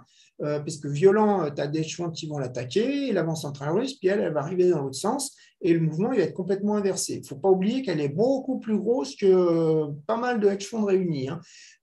En fait, qu'est-ce qui s'est passé? Sur 2 mois, ça avait quand même bougé quand il y a eu l'attaque de la Crimée. En juillet 2014, il y avait eu des sanctions. Alors, les sanctions qui ont été faites par les États-Unis notamment, il y a eu des sanctions sur 2 banques centrales russes principales, sur des compagnies, Gazprom, Rosneft. Il y a eu des sanctions aussi en septembre 2014 qui étaient encore plus fortes sur les banques et sur le secteur de l'énergie. Dans ces cas-là, il y avait le rouble sur 2 mois. En juillet, il avait baissé, le dollar rouble avait monté de 10%. Et après, il avait monté de 24%. Donc, sur le temps, ça va monter, sauf que vous allez vous choper des mouvements très, très violents, hein, comme ceux qui ont fait de dollar Turquie s'en sont rendus compte récemment. Donc, il faut vraiment avoir le cœur accroché. Et je vous dis, vous allez avoir un spread qui est monstrueux. Hein. Et la Banque centrale, de toute façon, elle a les moyens de combattre. Hein. Alors, il y a un autre truc qu'on pourrait avoir idée de regarder, c'est l'indice des actions russes, l'indice RTS. Vous allez le trouver, hein, il est facilement trouvable sur Boursorama, il est en temps réel. Alors, il y a le MSCI, hein, les pros ils vont regarder le MSCI Russia Index, donc vous pouvez le suivre. Alors, je vous ai mis à gauche là récemment, on voit bien en violet, donc je vous ai laissé le dollar rouble, les événements récents qui ont choqué les marchés un petit peu. On voit bien qu'au début, quand Poutine a accusé l'OTAN, le RTS, lui, il n'a pas bougé, hein, il n'a pas vraiment bougé. Quand on voit après quand il y a eu Lavrov qui a exigé, c'est là que le RTS il a commencé à chuter. Non, c'est pas là, c'est exactement, c'est quand si ça a commencé. Et le plus bas, c'était quand l'OTAN et les USA ont répondu à une fin de non-recevoir. Là, il a perdu combien? Entre l'annonce de Lavrov et la réponse de l'OTAN, il a perdu moins 20%. Et on voit bien que c'est à la réponse de l'OTAN qu'il a fait son plus bas. Hein, alors qu'à la limite, c'est là qu'on aurait pu se dire, tiens, ça va s'aggraver. Hein. Donc, alors, ça veut dire quoi? Vous avez eu 20% pour des aboiements, je dirais. Ça veut dire que si jamais il y a une invasion, c'est évidemment qu'on va s'attendre à plus. Hein. Mais après, c'est pareil. Jusqu'à quel point la Banque centrale russe ne peut pas intervenir sur l'indice RTS et acheter des actions russes? Il y a des banques centrales qui achètent des actions. La BNS, elle achète, la Banque nationale suisse, elle achète des actions. Hein. Donc, elle peut aussi intervenir sur l'indice RTS. Mais on peut se dire, on voit, regardez, si vous voyez les graphes, l'indice RTS a l'air d'être moins contrôlé, en tout cas, qu'on voit bien qu'il n'y a pas des lignes droites, là, horizontales, des lignes verticales. On voit bien que la Banque centrale, en tout cas actuellement, n'est pas du tout présente sur l'indice RTS. Si on regardait en 2008, quand il y a eu… Alors, 2014, ce n'est pas un bon exemple, et 2008, ce n'est pas un bon exemple non plus, parce que, comme je vous ai dit, qu'est-ce qui s'est passé? L'armée géorgienne, elle a envahi l'Ossétie du Sud, qui était séparatiste, le 7 août 2008. Et ça s'est terminé, comme je vous disais tout à l'heure, le 26 août, avec la reconnaissance par Medvedev de l'indépendance de l'Ossétie du Sud et de l'Abkhazie. Donc, vous voyez, je vous l'ai mis là, les deux, le 7 août et le 26 août, je vous les ai mis sur le graphe. On voit bien que les actions baissent. Le problème, c'est qu'on ne peut pas juger. Pourquoi? Parce qu'en septembre 2008, hein, juillet, août, septembre, là, ici, c'est ce que je vous ai marqué, il y a la faillite de Lehman. Donc, la faillite de Lehman, c'est quand même quelque chose qui est mondial, donc qui a contribué à la continuation de la baisse. Donc, on ne peut pas juger. Je veux dire, on pourrait dire qu'il y a cette partie qui correspond à l'invasion, voilà, l'invasion, l'armée géorgienne qui envahit et qui est ratée par la réponse de l'armée russe. Voilà. Donc, on ne peut pas trop juger. Voilà. Ce que vous vous dites, c'est que pour des aboiements, moins 20%, voilà, ça a l'air d'être l'ordre de grandeur. Donc, s'il y a un moins 40%, le premier réflexe, c'est d'aller chercher dans les news s'il n'y a pas une invasion, enfin, ou s'il n'y a pas les vannes qui se coupent, je veux dire, il faut aller chercher ailleurs. Hein. Alors, un autre truc qu'on pourrait utiliser, bah, c'est carrément le cours de la monnaie ukrainienne, la hryvnia. Hein. On pourrait l'utiliser. Alors, regardez, voilà, elle est cotée, elle bouge. Voilà, on peut la surveiller. Alors évidemment, il faut falloir un logiciel qui l'utilise. Donc moi, j'ai Reuters. Alors Reuters, vous avez des abonnements qui sont beaucoup moins chers. Hein. Je veux dire, si vous êtes intéressé, je vous le dirai, parce que Reuters, c'est comme Bloomberg, c'est cher, mais là, c'est abordable. Hein. Donc ceux qui sont intéressés peuvent me contacter, je leur expliquerai comment on peut faire. Voilà, pour un particulier, c'est vraiment abordable. Maintenant, vous faites des graphes de tout ce que vous voulez. Hein, vous faites des graphes des ventes de voitures en Allemagne avec l'eurodoll, par exemple. Est-ce que l'eurodoll est vachement impliqué par les ventes des voitures en Allemagne, etc., etc.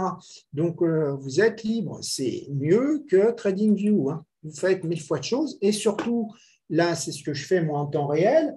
Eh ben, j'ai des recherches par mots-clés sur les news avec des alertes. Ça m'envoie des alertes que sur des trucs sectionnés. Je ne passe pas ma vie à regarder les news. Je fais des trucs. Toc, je mets le nom du président ukrainien, je mets le nom de Poutine, je mets, par exemple, OTAN, etc. Et je vois que, par exemple, tout à l'heure, il y a le ministre des Affaires étrangères ukrainien qui a parlé voilà, qui se dit voilà, pour l'instant, il est relativement positif, c'est ce qui se passe. Hein. Donc, c'est ce que je vois. Donc, je vois tout ce qui se passe. Je vois qu'il y a des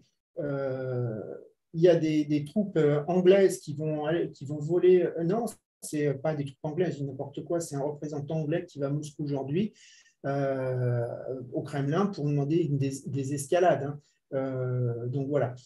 Ça, c'est l'avantage d'avoir un truc par mots-clés, c'est que vous ne perdez pas de temps. Voilà. Donc, la hryvnia ukrainienne, c'est un indicateur qui est mieux, parce que bon, la Banque centrale, elle n'est pas en train de faire ce que fait la Banque centrale russe. Si je continue. Le zloty polonais, il ne faut pas oublier que le zloty polonais, il est coté, il faut le prendre contre euro. Hein. Le zloty polonais, les Polonais, ils n'aiment pas les Russes. Hein. Et ils ont quand même été massacrés par les Russes pendant la Seconde Guerre mondiale. Donc là, c'est pareil, vous pouvez le regarder aussi. Alors, vous voyez que, attention, si on regarde bien, il n'est pas forcément… là, par exemple, quand Lavrov a exigé une réponse, le zloty polonais, alors je le rappelle, si l'euro monte, le zloty baisse. Hein. On voit bien que l'euro zloty n'a pas monté. Il devrait aller… Voilà. Donc, en fait, il n'a pas été hyper impacté, l'euro zloty. Voilà, on peut le regarder comme un autre indicateur. Si on regarde maintenant le cours du dollar index, là, c'est plus gênant. Pourquoi? Là, vous voyez, je vous ai mis le dollar index, ce n'est pas du tout représentatif. Pourquoi? Parce que actuellement, on a une banque centrale qui d'abord attend de faire un arrêt de somptueux et puis donc maintenant on en est à cette hausse de taux. Voilà, on ne sait même pas si en mars la Fed ne va pas faire 50 basis points de hausse, etc. Les investisseurs sont beaucoup plus préoccupés par la Fed que par la Banque centrale, que par le problème ukrainien. Donc le dollar index n'est pas du tout un indicateur, je veux dire actuellement. Il n'est pas du tout indicateur de la crise. Il ne sera pas un indicateur. Évidemment que si jamais ça s'aggravait, vraiment, il y aurait des achats de dollars, mais ça fait partie, je dirais, de plein d'événements. Et donc, voilà, parier sur un achat de dollars maintenant, sur une aggravation, c'est risqué, parce qu'il y a plein d'autres choses qui jouent, qui sont en train d'intervenir sur le dollar. Hein. Par contre, c'est sûr que si jamais il y a plein de messages de messages de paix, quoi, je dirais, ça fait une petite pression baissière sur le dollar. Alors, qui se rajoute à toute votre analyse du dollar, hein, je dis bien une petite, c'est-à-dire que là-dessus, je ne prends pas une décision de position, ce n'est pas assez important. hein. Voilà. Comment on peut regarder les obligations? Parce qu'il est évident qu'il va y avoir des achats de valeur refuge, notamment d'achat d'US Treasury, si ça va super mal. Là, c'est pareil. Donc, le graphe de gauche, si on regarde actuellement, ça ne veut rien dire. Pourquoi? Ben parce que les taux d'intérêt des US Treasury sont en train d'augmenter, parce que tu as de l'inflation, parce que tu as la Fed qui monte ses taux. Demain, on attend encore une inflation qui est encore plus forte. Donc, pour l'instant, ce n'est pas du tout un indicateur. Après, il faut réfléchir. Si on a une crise extrême, il y aura des achats il y aura des achats de T-bonds, donc des T-notes. Donc voilà. Est-ce qu'on le joue ou pas? C'est à prendre avec tout le contexte de la Fed, de l'inflation, etc. Hein. Alors, ce qu'on pourrait se dire, bah, au lieu de prendre des obligations américaines, on prend des obligations européennes, c'est plus logique, notamment le Bund, les obligations allemandes, voire les obligations italiennes. Hein, déjà parce que l'Italie, même si elle est un petit peu moins exportatrice de gaz, elle est quand même fortement impactée par les problèmes de l'énergie qui monte, et puis si jamais il y avait un conflit, quoi. Mais bon, le BTP, c'est plus dur pour vous parce que le BTP, vous n'allez pas pouvoir le trader, il n'y a pas de contrat futur, enfin, il y en a peut-être, je ne sais pas. En tout cas, vous avez contrat futur sur le Bund. Vous avez des CFD sur le Bund. Donc, celui qui veut jouer, alors il faut réfléchir, attention, est-ce que ça va être valeur refuge que le Bund va monter parce que les gens vont prendre la sécurité ou c'est l'inverse? Pourquoi? Parce que l'Allemagne est touchée. Hein, l'Allemagne est touchée, puis l'Allemagne est touchée parce que s'il n'y a pas de gaz, il y aura de l'inflation. S'il y a de l'inflation, ben, le Bund y baisse. Donc là, il faut choisir son camp. Hein. Mais il est évident que s'il y a un problème, il y a plus de chances que l'impact soit plus fort sur le Bund et qu'il soit dans un sens ou dans un autre, alors que sur les US Treasury, c'est peut-être qu'un seul sens. Hein. Donc voilà, tout ça, ça vous donne des pistes, il faut que vous réfléchissiez. Il y en a souvent, c'est des indicateurs, et moi, c'est ce que je fais. Moi, je me rappelle toujours quand j'avais quand j'avais été aux États-Unis, à New York, donc à la salle du HSBC CCF New York, je regardais, j'étais à côté d'un market maker un arbitragiste donc c'était en 98, il n'y avait pas encore l'euro, sur le mark yen, donc il faisait dollar mark, il faisait mark yen et dollar yen, constamment. Puis en 98, c'était pas encore vraiment, ils faisaient ça à la mano, hein. Il n'y avait pas encore les ordinateurs, les systèmes de trading vraiment développés, etc. Le mec, c'était une cash machine pour HSBC. Moi, ce que je me rappelle, c'est d'un seul coup, qu'est-ce qui se passe? On entend qu'il y a une crise asiatique en août 98. Qu'est-ce que je vois? Qu'est-ce qu'il fait? Son recteur, c'est ce qu'il fait. Paf, il fait un petit pop-up. Toc, il met Dow Jones, il suit le cours du Dow Jones, comment il était en train de se casser la gueule avec la crise qui est arrivée en Asie du Sud-Est, et toc, il le met à droite. C'est comme ça que les corrélations naissent. Et après, quand ça s'arrête, toc, il enlève son petit indicateur, la corrélation disparaît. Les corrélations ne sont pas constantes. Donc, il faut réfléchir quand est-ce qu'il y a une corrélation. Là, je vous donne des indices. Quand est-ce qu'il n'y en a plus?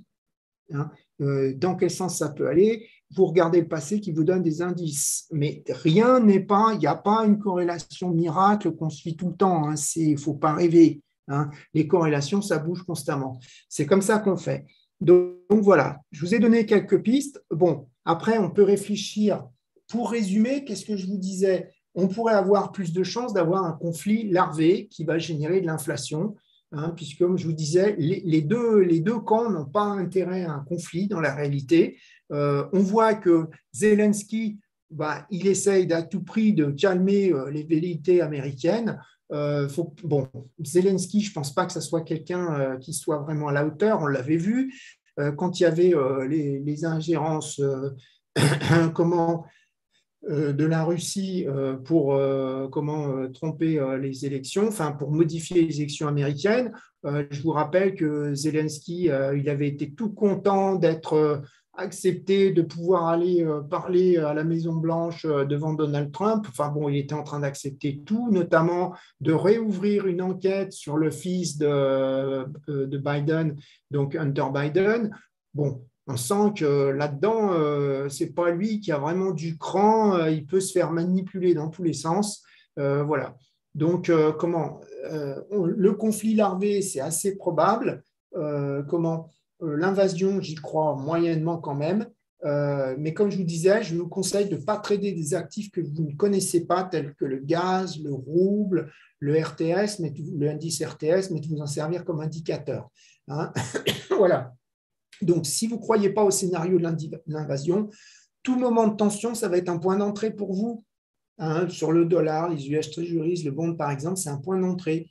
Donc, un point d'entrée ou un point de sortie, ça dépend de votre position. Hein. Un conflit larvé, c'est plus la hausse de l'inflation, et ça sera à moyen terme, et ça sera plutôt en Europe. Hein.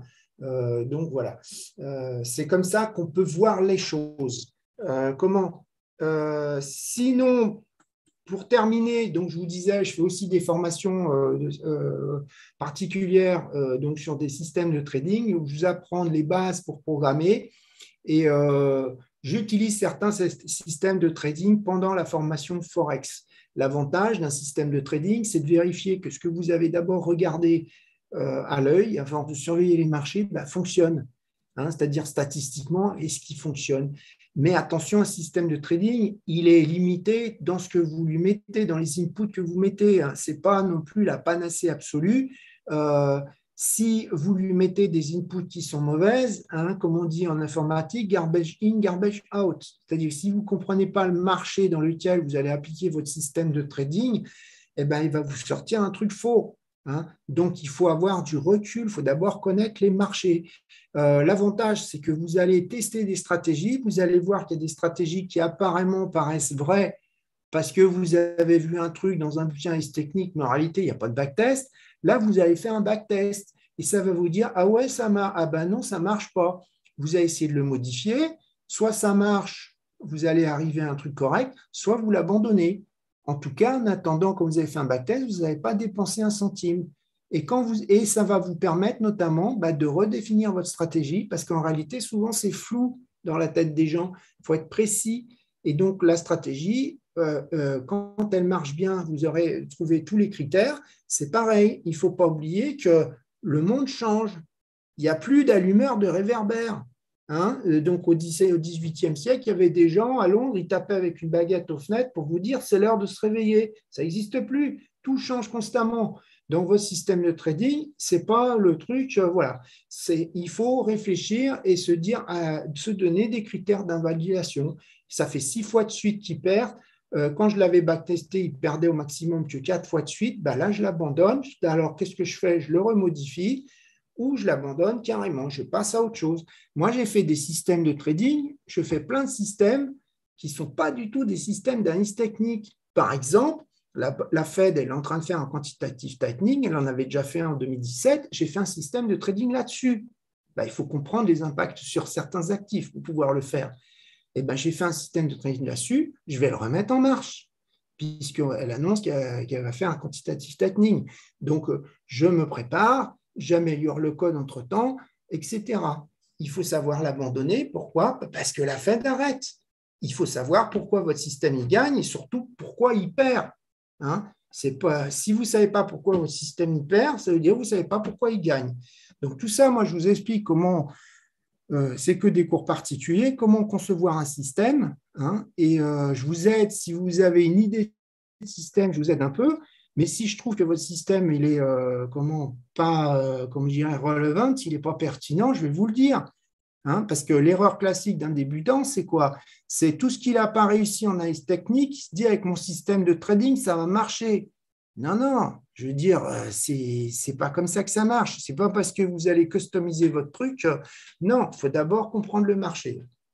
Donc, Fabien, j'ai terminé. Ok. Tu as 2-3 questions? Philippe, et oui, il y a des questions.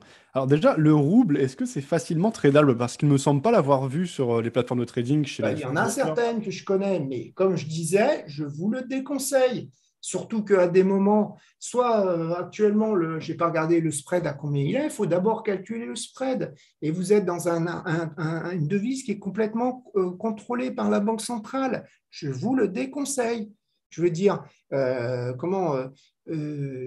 voilà, il faut faire gaffe. C'est-à-dire que dans une plateforme, ce n'est pas parce que vous avez un actif de disponible qu'il faut cliquer dessus. Hein. On clique dessus parce qu'on comprend ce qui se passe. Le dollar yen, ce n'est pas de l'eurodoll. Je veux dire, ce n'est pas les mêmes pays, ce n'est pas les mêmes cultures, ce n'est pas les mêmes intervenants, ce n'est pas les mêmes flux. Donc, chaque pays a ses particularités, chaque système financier a ses particularités, il faut les comprendre. La Russie, il faut comprendre. Ce n'est pas d'un seul coup, on se met à faire du rouble parce que là, il y a un truc. D'abord, on commence par regarder, c'est de comprendre que fait la Banque centrale russe, quand est-ce qu'on sait qu'elle intervient, quand est-ce qu'on sait qu'elle n'intervient pas, parce qu'il y a des indications là-dessus, on le sait un peu. Je veux dire, parce qu'elle, elle est assez transparente sur ses interventions, contrairement à d'autres. Donc, il faut d'abord commencer par se renseigner. La première chose à faire, voilà, c'est ça. Mais ce n'est pas d'abord renseigner sur la plateforme, c'est d'abord essayer de comprendre les mouvements du dollar rouble. Hein. Donc, vas-y, tu as une autre question?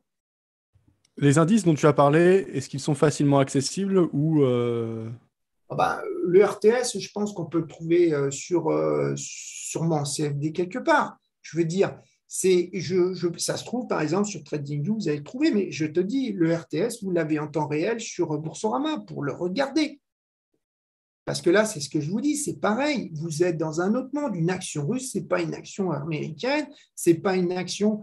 C'est différent. Si la Banque centrale russe elle intervient pour soutenir le marché des actions russes et que vous avez shorté, vous allez être mal, hein, vous allez vous faire déchirer. Donc, je veux dire, moi, je le considère comme un indicateur. Je ne touche pas à un truc que je ne connais pas. Je veux dire, par contre, ça ne veut pas dire j'essaye de me renseigner, mais je l'utilise comme indicateur. Ok. Alors, au niveau des questions, il y avait une question par rapport à ton service, en tout cas l'accord que tu as avec le service de news Reuters. Est-ce que c'est 100 € par Ouais. mois ou... Non, c'est en dollars. Alors, ce que je me rappelle, c'est en fait au début, faudra que je revoie avec eux. C'est vous avez 3 mois, vous payez un mois, vous avez 3 mois d'essai, vous payez qu'un seul mois. Puis après, le mieux, c'est de prendre un abonnement annuel. Et un abonnement annuel, ouais, c'est environ 100 € par mois. C'est hyper valable parce que c'est 1000 fois plus puissant qu'un TradingView. C'est 1000 fois plus puissant. On ne peut pas trader. Alors attention, là, le prix que j'annonce c'est le prix, Forex, News, etc. Si vous rajoutez, vous avez des futurs en temps décalé, vous avez des trucs sur les options, vous avez un pricer d'options, par exemple, mais vous avez des marchés qui vont pas être accessibles, comme par exemple, vous allez avoir certains prix des cours du gaz, mais vous n'allez pas avoir tout. Hein, parce qu'il y a des abonnements, des frais aux bourses. Si vous commencez à vouloir aller voir les futurs en live, les machins, les bidules, ça va doubler, ça va tripler. Reuters, c'est du custom. Hein. Je veux dire, vous pouvez demander, si vous voulez avoir des chiffres en millisecondes, c'est 4 000 € par mois. Je veux dire, donc plus vous demandez, plus c'est cher. Hein. C'est pas, voilà, c'est pas un TradingView, mais vous avez la plateforme de base qui avait environ 100 € par mois, qui est super bien. Moi, c'est ce que j'ai, ça me suffit. Je ne vais pas aller payer 4 fois plus cher pour regarder les cours du gaz une fois tous les 36 du mois. Ok. Alors, est-ce que les 27 pays de l'Union européenne peuvent parvenir à un consensus contre la Russie, sachant qu'ils ont chacun des intérêts divergents? Eh ben là, je trouve que la personne qui pose cette question, il a tout à fait raison. C'est ce qu'on a vu, par exemple, comment en 1939, je veux dire, qu'est-ce qui se passe? Vous avez quelqu'un, c'est carrément, je dirais, il y a un gouvernement central qui est uniquement Poutine. Hein, donc, vous aviez Hitler face à des alliés qui sont en train de s'entre-déchirer. Non, on veut la guerre, non, on ne veut pas la guerre. Non, moi, je ne veux pas parce que je reçois du gaz, machin bidule. Donc, ça palabre, ça palabre, ça palabre. Ça a l'avantage de l'autre. Donc, moi, je suis assez d'accord. On risque d'accoucher, la montagne risque d'accoucher d'une souris. C'est ce qui s'est passé en 2014 avec la Crimée. Il y a eu des sanctions. Ben, la Russie, elle est encore plus forte qu'avant. Donc, oui, ça les a gênés. Hein, ça les a gênés. Mais après, il y a substitution. Ils arrivent plus ou moins avec le temps à faire des substitutions de clients. C'est ce que je vous ai dit. Il y a le système FMS de virements internationaux russes. Bon, voilà. Donc, je veux dire, moi, je suis assez persuadé que, comme je vous dis, c'est d'un comique de voir le nombre de militaires qui sont en train d'envoyer, par rapport au nombre de militaires russes qui sont stockés aux frontières, c'est d'un comique, quoi. Je veux dire, c'est évident que je veux bien que ça veut un peu rien dire parce que maintenant on a des moyens, enfin, il y a des missiles antimissiles, etc. Mais bon, je veux dire, il y a un rapport de 1 à 100 facile entre le nombre de militaires de l'Alliance et des militaires russes. Ça me paraît quand même un petit peu déséquilibré, quoi. Ok. Alors, l'économie russe n'est-elle pas plus armée pour résister aux chocs externes, sachant sa faible dette extérieure et un double excédent budgétaire et courant, et aussi d'importantes réserves de change? Tout à fait. Hein. Comment? La dette extérieure, ils ont remboursé toute leur dette extérieure. Ils ont remboursé, c'est ce que je vous dis, elle est plus forte. La Russie est plus forte qu'en 2014. Tout à fait. Après, il y avait une remarque. Donc là, il y a les MiG qui sont des avions de chasse, apparemment, qui rebattent un peu les cartes. Mais bon, visiblement, il n'y a pas trop de tension. En tout cas, si on regarde le VIX, euh, il n'y a pas de pression particulière sur le marché ou de tension. C'est très surveillé, mais pour l'instant, c'est plutôt calme. On voit que le rouble remonte. On voit bien, si on pensait que ça affolait les Américains, on voit que le VIX y baisse, que les actions montent. Je veux dire, non, pour l'instant, parce qu'il ne faut pas oublier, ils ont entendu le message qu'a relayé Macron, qui était que Poutine ne voulait pas un conflit armé avec l'Ukraine. Mais comme je vous ai dit, il joue l'ambiguïté, parce que pourquoi il laisse ces mecs, ces militaires stationnés là c'est énorme. Moi, je vous dis, j'ai vu des vidéos sur les réseaux sociaux. Mais alors, bon, évidemment, ça ne veut rien dire, mais je veux dire, il y a des vidéos de partout, comme quoi il y a des mouvements de troupes, quoi, parce qu'ils sont en train de faire des vidéos. Les Russes, ils les foutent sur les réseaux sociaux, hein, parce que maintenant, il y a ça. Donc, donc, voilà, quoi. Donc, je suis d'accord avec toi. Pour l'instant, c'est l'inverse, ça s'est calmé. Mais Poutine n'est pas satisfait, il ne faut pas l'oublier. Et que Poutine, ce conflit ne date pas d'octobre. Je veux dire, ce conflit il date depuis 1989. Donc, de toute façon, soit on se dit il est patient et déterminé, et qu'on espère qu'il ne pète pas un câble et qu'il n'appuie pas sur le bouton nucléaire, hein, et soit il a sa stratégie, et sa stratégie, elle pourrait être, il peut changer de stratégie. Il a profité actuellement de la faiblesse de l'Europe avec des prix du gaz qui explosent et des réserves qui sont trop faibles. Donc, il essaye de faire pression. Et comme je vous dis, in fine, c'est peut-être l'Ukraine qui va dire oh non, non, c'est bon, j'abandonne. Bon, l'Ukraine, elle est déjà relativement bien dans l'OTAN, hein, puisqu'elle a déjà participé donc, à des interventions militaires, notamment donc, dans l'ex-Yougoslavie, aux côtés de l'OTAN, hein, l'armée ukrainienne. Mais ce que je veux dire par là, c'est que voilà, ça se trouve, c'est parce que je sens bien, c'est Zelensky, lui, il veut calmer les ardeurs américaines. Hein. Donc, est-ce que ça ne va pas être ça qui va se passer? Et que de toute façon, lui, il va gagner Poutine avec, s'il arrive je dirais, euh, comment je dirais, impacter la population via les réseaux sociaux à faire qu'il y ait des mouvements, qu'il y ait une guerre civile et que Zelensky saute et qu'il arrive à remettre un président pro-russe et puis après ça sera fini. Je veux dire, et il n'y aura pas eu d'effusion de sang et puis voilà. Et puis après, on n'en parlera plus sur les marchés. Regardez comment on a oublié l'Afghanistan. Et l'Afghanistan, il y a quand même indirectement des problèmes de matières premières. Hein. La Chine, elle lorgne, il y a beaucoup de matières premières en Afghanistan. Bah, regardez le marché, il a complètement oublié. La Crimée, ça s'est passé, ils ont oublié vitesse grand V. Donc là, c'est ce qu'on peut se dire. On peut se dire que si à chaque fois qu'il y aura des coups de semonce, c'est des opportunités pour entrer dans certains actifs ou de clôturer des positions que vous avez. Et qu'attention, ça peut ne pas durer, c'est-à-dire qu'il faut vraiment être clôturé ou rentrer au moment où ça arrive. Ce n'est pas un jour après, 2 jours après, quoi. Bon, bah écoute, Fabien, on s'arrête là? Ouais, il y a eu une petite coupure à la fin, juste avant, Ouais. quand tu donnais la dernière réponse. Donc, je ne sais pas si. Ouais, mais Tu peux si juste tu me dis résumer pas juste où je me ta suis, dernière réponse. si tu me dis pas où je suis arrêté, où je me suis arrêté, je peux pas répéter. Sur ta dernière réponse, juste, tu peux faire un tout petit résumé. Oui, enfin, je te dis, je disais que je pense qu'il faut plus, il faut le scénario qui me semble le plus probable. Hein. Je dis, mais je ne suis pas à la place de Poutine et des autres, hein, comme personne n'est à leur place. Et puis, il y a peut-être des choses qu'on ne connaît pas, parce qu'il y a peut-être des négociations à côté sur les missiles antimissiles, tout le développement, parce que enfin, la démilitarisation des deux côtés, hein, puisque ça avait été remis en cause. Hein.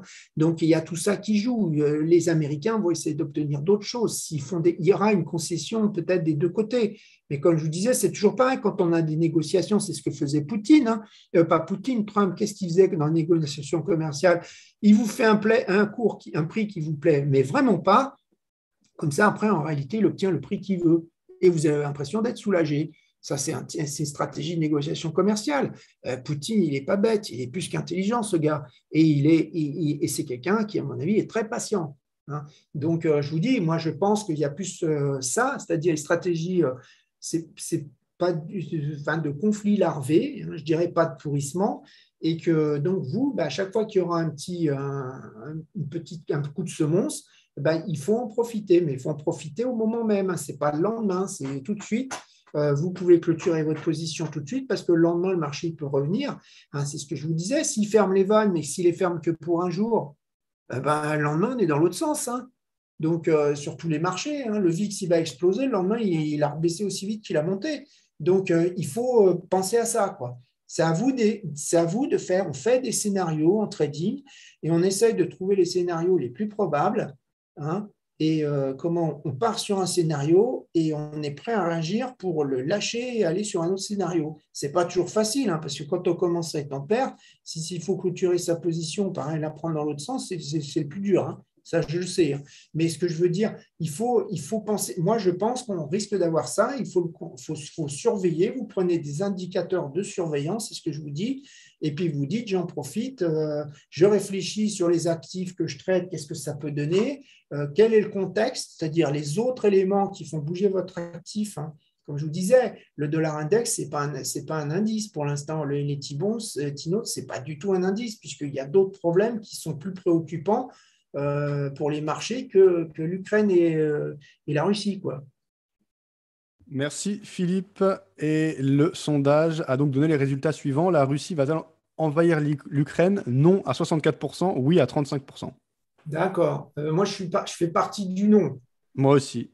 Eh bien, c'est bien. C'est pas Oui. le référendum pour le Frexit, mais hein. Ok. Bon, je vous remercie tous.